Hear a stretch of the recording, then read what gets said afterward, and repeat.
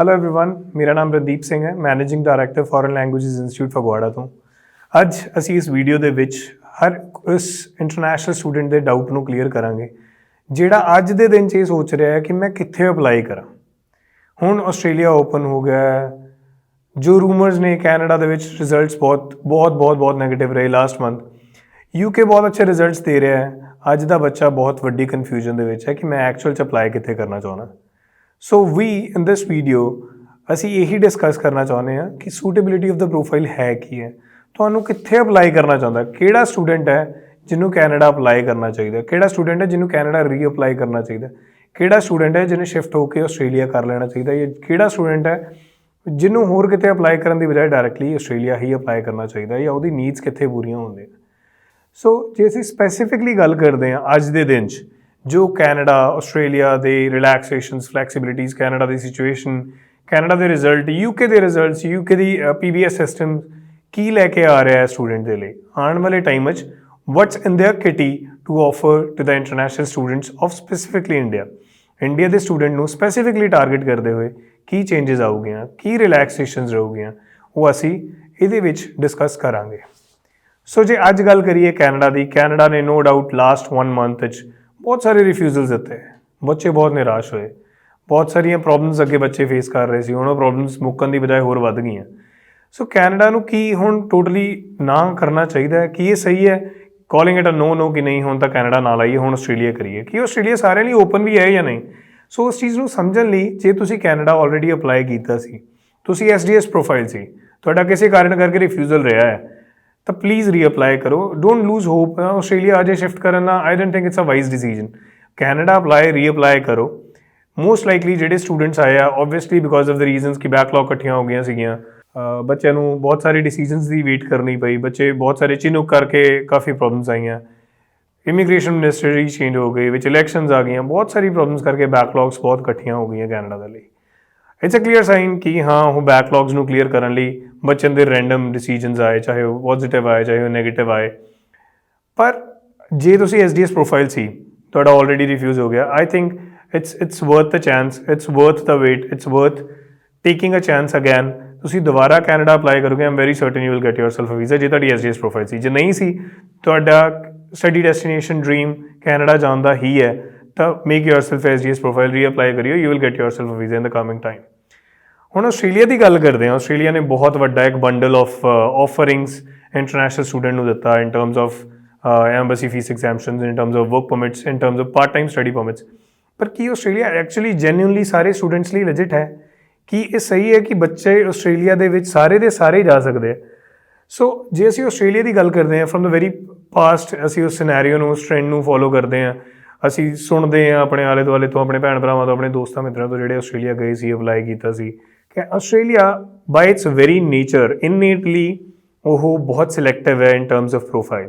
Australia ਬਹੁਤ selective profiles ਨੂੰ ਹੀ ਅਸੈਪਟ ਕਰਦਾ from the very beginning. And I know ਹੁਣ ਡਿਸੀਜਨਸ ਜਾਂ ਰਿਜ਼ਲਟ ਰੇਟਸ ਜਾਂ ਸਕਸੈਸ ਰੇਟਸ ਬਹੁਤ ਵਧੀਆ ਰਹੂਗੇ ਆਸਟ੍ਰੇਲੀਆ ਦੇ, more than ever, but still suitability ਜਾਂ ਕਿਸ ਟਾਈਪ ਦੀ ਪ੍ਰੋਫਾਈਲ ਨੂੰ ਆਸਟ੍ਰੇਲੀਆ ਪਸੰਦ ਕਰਦਾ ਹੈ ਜਾਂ ਚੂਜ਼ ਕਰਦਾ ਹੈ, ਜਾਂ ਯੂਨੀਵਰਸਿਟੀਜ਼ ਜਾਂ ਹੋਮ ਅਫੇਅਰਸ ਚੂਜ਼ ਕਰਦਾ ਹੈ, ਉਸ ਚੀਜ਼ ਨੂੰ ਸਮਝਣਾ ਬਹੁਤ ਇੰਪੋਰਟੈਂਟ ਰਹੇਗਾ। ਆਸਟ੍ਰੇਲੀਆ ਸ਼ੁਰੂ ਤੋਂ ਹੀ ਗੈਪਸ ਨੂੰ ਬਹੁਤ ਜ਼ਿਆਦਾ ਪ੍ਰੈਫਰ ਨਹੀਂ ਕਰਦਾ, ਅਨਲਾਈਕ ਕੈਨੇਡਾ ਜਾਂ ਅਨਲਾਈਕ UK। ਜੇ ਕੋਈ ਬੱਚਾ +2 ਪਾਸ ਹੈ, ਉਹਦਾ 2 ਸਾਲ ਤੋਂ ਵੱਧ ਦਾ ਗੈਪ ਹੈ, Australia is not the option for you. ਨਾ ਅਪਲਾਈ ਕਰੋ, go for some other options, go to Canada, go to UK for that matter. ਜੇ ਕੋਈ ਬੱਚਾ ਬੈਚਲਰਸ ਡਿਗਰੀ ਕਰ ਚੁੱਕਾ ਹੈ, ਹੁਣ ਮਾਸਟਰਸ ਡਿਗਰੀ ਪਲਾਨ ਕਰ ਰਿਹਾ, ਉਹਦੇ ਕੋਲ ਗੈਪ ਹੈ, ਹਾਂ Australia is an option for you. But given the scenario ਕਿ ਤੁਹਾਡੀ ਕਿਸ ਟਾਈਪ ਦੀ ਸਟੱਡੀ ਹੈ, ਕੀ ਸਟੱਡੀ ਕਰਨ ਜਾ ਰਹੇ ਹੋ, relevancy of the program is very important.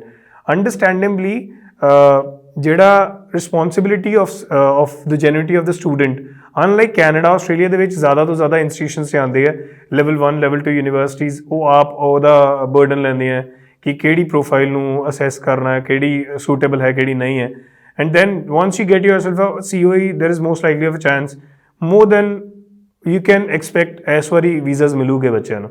But ਫਿਰ ਵੀ ਆਪਣੀ ਸੂਟੇਬਿਲਿਟੀ ਨੂੰ ਜ਼ਰੂਰ ਸੋਚ ਕੇ ਚੱਲੋ।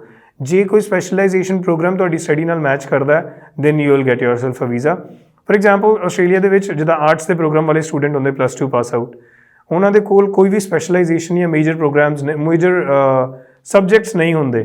ਹੁਣ ਉਹਨਾਂ ਬੱਚਿਆਂ ਦੇ ਲਈ ਆਸਟ੍ਰੇਲੀਆ ਸਹੀ ਹੈ ਜਾਂ ਨਹੀਂ ਹੈ, time will tell, but I am telling you from my experience in the past, ਜੇ ਤੁਹਾਡਾ ਕੋਈ ਵੀ ਮੇਜਰਸ ਨਹੀਂ ਹੈ ਜਿਹਦੇ 'ਚ ਤੁਸੀਂ ਕੋਈ ਵੀ ਸੂਟੇਬਲ ਪ੍ਰੋਫਾਈਲ ਜਾਂ ਕੋਈ ਸੂਟੇਬਲ ਪ੍ਰੋਗਰਾਮ ਬੈਚਲਰਸ ਡਿਗਰੀ ਨਹੀਂ ਰਿਲੇਟ ਕਰ ਪਾ ਰਹੇ, don't apply for Australia. Australia ਤੁਹਾਡੇ ਲਈ ਨਹੀਂ ਹੈ। ਕੈਨੇਡਾ ਜਾਂ ਯੂਕੇ ਟਰਾਈ ਕਰੋ, you will get yourself visa there. Talking about ਹਾਂ ਆਸਟ੍ਰੇਲੀਆ 'ਚ ਹਾਂ ਇੱਕ ਹੋਰ ਬਿਊਟੀ ਹੈ ਕਿ ਸਪਾਊਸ ਨਾਲ ਜ਼ਰੂਰ ਜਾ ਸਕਦਾ ਹੈ, but so does in UK. UK ਦੇ ਵਿੱਚ ਵੀ ਸਪਾਊਸ ਨਾਲ ਜਾਂਦਾ ਹੈ, ਯੂਕੇ ਦੇ ਵਿੱਚ ਵੀ almost the same expenses there. ਜੇ ਫਾਈਨੈਂਸ਼ੀਅਲ ਰਿਕੁਆਇਰਮੈਂਟਸ ਦੀ ਗੱਲ ਕਰੀਏ, ਆਲਦੋ ਮੈਂ ਇਹਨੂੰ ਜ਼ਿਆਦਾ ਡਿਟੇਲ 'ਚ ਨਹੀਂ ਕਰੂੰਗਾ ਇਸ ਵੀਡੀਓ ਦੇ ਵਿੱਚ, ਪਰ ਜੇ ਫਾਈਨੈਂਸ਼ੀਅਲ ਰਿਕੁਆਇਰਮੈਂਟਸ ਦੀ ਗੱਲ ਕਰੀਏ that's relatively easier in UK than Australia, but Australia ਵੀ ਬਹੁਤ ਮੁਸ਼ਕਿਲ ਨਹੀਂ ਹੈ, ਦੈਟਸ ਬਹੁਤ ਮੈਨੇਜੇਬਲ। ਐਂਡ ਜੇ ਯੂਕੇ ਦੇ ਵਿੱਚ ਪਰਮਾਨੈਂਟ ਰੈਸੀਡੈਂਸੀ ਨੂੰ ਛੱਡ ਦਈਏ, ਇਨੀਸ਼ੀਅਲੀ ਬੱਚੇ ਦੀ ਸਟੱਡੀ ਨੂੰ ਰਿਲੇਟ ਕਰਕੇ ਚੱਲੀਏ ਤਾਂ ਯੂਕੇ ਦੇ ਕੋਲ ਇੱਕ ਬਹੁਤ ਵੱਡਾ ਡਾਇਮੈਂਸ਼ਨ ਆਫ ਕੋਰਸਿਸ ਪ੍ਰੋਗਰਾਮਸ ਹੈਗੇ, ਹਰ ਇੱਕ ਬੱਚੇ ਦੇ ਲਈ ਇੱਕ ਪ੍ਰੋਗਰਾਮ ਆਲਰੇਡੀ ਹੈ। ਸੋ UK in that matter is beautiful. ਹਾਂ PBS ਸਿਸਟਮ ਅਨਾਊਂਸ ਕੀਤਾ ਯੂਕੇ ਨੇ, ਉਹਦੇ 'ਚ ਪਰਮਾਨੈਂਟ ਰੈਸੀਡੈਂਸੀ ਦੇ ਪ੍ਰੋਗਰਾਮਸ ਆਉਗੇ। And also mind me on this one, in the coming time UK might, I repeat, UK might announce some programs specifically for Indian students to direct permanent residency route। ਕੁਛ ਆਉਣ ਵਾਲੇ time ਦੇ ਵਿੱਚ ਇੱਦਾਂ ਦੀ announcement ਜ਼ਰੂਰ ਸੁਣਨ ਨੂੰ ਮਿਲ ਸਕਦੀ ਹੈ ਫਰੋਮ UK, ਜਿਹਦੇ ਵਿੱਚ ਸਪੈਸੀਫਿਕਲੀ ਇੰਡੀਆ ਦੇ ਸਟੂਡੈਂਟਸ ਨੂੰ ਪ੍ਰੋਬੇਬਲੀ ਪਰਮਾਨੈਂਟ ਰੈਸੀਡੈਂਸੀ ਦੇ ਕੁਛ ਰਾਊਟ ਮਿਲਣ। ਸੋ ਆਈ ਬਿਲੀਵ ਕਿ ਇਹਨਾਂ ਸਾਰੇ ਫੈਕਟਰਸ ਨੂੰ ਅੱਜ ਦਾ ਬੱਚਾ ਬਹੁਤ ਅਟੈਂਟਿਵ ਹੈ, ਅੱਜ ਦਾ ਬੱਚਾ ਸਾਰਾ ਜਾਣਦਾ ਹੈ। ਜਸਟ ਦੈਟ ਕਿ ਉਸ ਐਂਗਜ਼ਾਈਟੀ ਦੇ ਵਿੱਚ ਆ ਕੇ ਅਸੀਂ ਉਸ ਗਲਤੀਆਂ ਕਰ ਲੈਂਦੇ ਹਾਂ ਕਿ ਮੈਂ ਪ੍ਰੋਗਰਾਮ ਸੂਟੇਬਲ ਨਹੀਂ ਲਿਆ, ਜਾਂ ਮੈਂ ਨੌਨ SGS ਪ੍ਰੋਫਾਈਲ ਲਗਾ ਲਈ, ਮੈਂ ਅਕੈਡਮਿਕ ਪ੍ਰੋਗਰਾਮ ਦੇ ਵਿੱਚ ਲਗਾ ਲਿਆ ਜਦ ਕਿ ਮੇਰੇ ਅਕੈਡਮਿਕਸ ਵਰ ਐਵਰੇਜ ਇਨ ਆਲ ਦ ਮੇਜਰਸ। ਸੋ ਉਸ ਚੀਜ਼ ਨੂੰ ਅੱਜ ਦਾ ਬੱਚਾ ਇਹ ਸਾਰਾ ਕੁਝ ਸਮਝਦਾ ਹੈ। ਐਂਗਜ਼ਾਈਟੀ ਨੂੰ ਤੁਹਾਡੀ ਸਮਝ 'ਤੇ ਪਰਦਾ ਨਾ ਪਾਉਣ ਦਿਓ, ਹਰ ਇੱਕ ਚੀਜ਼ ਨੂੰ ਸਮਝੋ, ਹਰ ਇੱਕ ਚੀਜ਼ ਨੂੰ, ਹਰ ਇੱਕ ਫੈਕਟਰ ਨੂੰ ਆਪਣਾ ਅਸੈਸ ਕਰੋ। ਜੇ ਤੁਹਾਨੂੰ ਲੱਗਦਾ ਹੈ ਕਿ ਤੁਸੀਂ ਕੈਨੇਡਾ ਲਈ ਸੂਟੇਬਲ ਹੋ, ਕਰੋ ਕੈਨੇਡਾ ਅਪਲਾਈ। ਕੈਨੇਡਾ ਵੀਜ਼ਾ ਦੇਗਾ ਇਨ ਦ ਕਮਿੰਗ ਟਾਈਮ। ਜਿਹੜੀ ਸੋਲਿਡ ਪ੍ਰੋਫਾਈਲਸ ਹੋਗੇ ਉਹਨਾਂ ਨੂੰ ਅੱਜ ਵੀ ਵੀਜ਼ਾ ਆ ਰਹੇ, ਉਹਨਾਂ ਨੂੰ ਕੱਲ੍ਹ ਵੀ ਆਊਗੇ ਅਤੇ ਇਨ ਦ ਫਿਊਚਰ ਵੀ ਆਉਂਦੇ ਰਹੂਗੇ। Australia no doubt it's a wonderful opportunity, ਬਹੁਤ ਅੱਛੀ ਕੰਟਰੀ ਹੈ, ਬਹੁਤ ਫਰੂਟਫੁਲ ਜਰਨੀ ਰਹੇਗੀ ਫॉर ਸਟੂਡੈਂਟਸ ਟੂ ਕਮ। ਪਰ ਆਪਣੇ ਆਪ ਨੂੰ ਅਸੈਸ ਕਰ ਲਓ ਕਿ ਕੀ ਆਸਟ੍ਰੇਲੀਆ ਮੇਰੇ ਲਈ ਸਹੀ ਵੀ ਹੈ ਜਾਂ ਨਹੀਂ, and so does the UK। So I think ਇਹ ਵੀਡੀਓ ਦੇ ਵਿੱਚ ਜੋ ਮੇਰਾ ਮਕਸਦ ਸੀ ਉਸ ਚੀਜ਼ ਨੂੰ ਮੈਂ ਕਵਰ ਕਰਨ 'ਚ ਸਕਸੈਸਫੁਲ ਹੋਇਆ ਹੋਊਗਾ। So as far as this is concerned we have covered it all. ਜੇ ਤੁਹਾਨੂੰ ਲੱਗਦਾ ਹੈ ਕਿ ਕੋਈ ਹੋਰ ਡਾਊਟ ਜਾਂ ਕੋਈ ਹੋਰ ਕੁਐਰੀ ਅਮੰਗ ਦੀਜ਼ ਕੰਟਰੀਜ਼ ਔਰ ਐਨੀ ਅਦਰ ਕੰਟਰੀ ਰਹਿ ਗਈ ਹੈ ਤਾਂ ਪਲੀਜ਼ ਆਪਣੇ ਕੁਐਰੀਜ਼, ਆਪਣੇ ਕੁਐਸਚਨਸ ਰੇਜ਼ ਕਰੋ ਕਮੈਂਟ ਸੈਕਸ਼ਨ ਦੇ ਵਿੱਚ। ਐਂਡ ਜਿੱਦਾਂ ਤੁਸੀਂ ਪਹਿਲਾਂ ਕੀਤਾ ਹੈ ਉੱਦਾਂ ਹੀ ਸਾਨੂੰ ਹਿੰਮਤ ਦਿਓ, ਸਪੋਰਟ ਕਰੋ। And don't forget to like, share and subscribe the channel, and don't forget to press the bell icon. Thank you so much. ਸਤਿ ਸ਼੍ਰੀ ਅਕਾਲ।